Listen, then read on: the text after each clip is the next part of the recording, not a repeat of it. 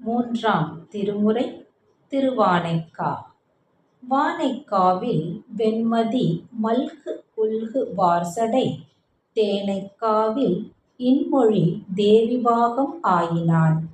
ஆனைக்காவில் அண்ணலை அபயமாக வாழ்பவர் ஏனைக்காவல் வேண்டுவார்க்கு ஏதும் ஏதம் இல்லையே. தாரமாய மாதரால் தானொரு பாகம் ஆயினான்.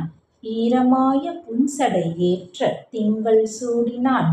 ஆரமாய மார்புடை ஆனைக்காவில் அண்ணலை வாரமாய் வணங்குவோர் வல்வினைகள் மாயுமே. ஊழி ஊழி வையகத்து உயிர்கள் தோற்று வானொடும் ஆழியானும் காண்கிலா ஆனைக்காவில் அண்ணலை காழி ஞானசம்பந்தன் கருதி சொன்ன பத்திவை வாழியாக கற்பவர் வல்வினைகள் மாயுமே.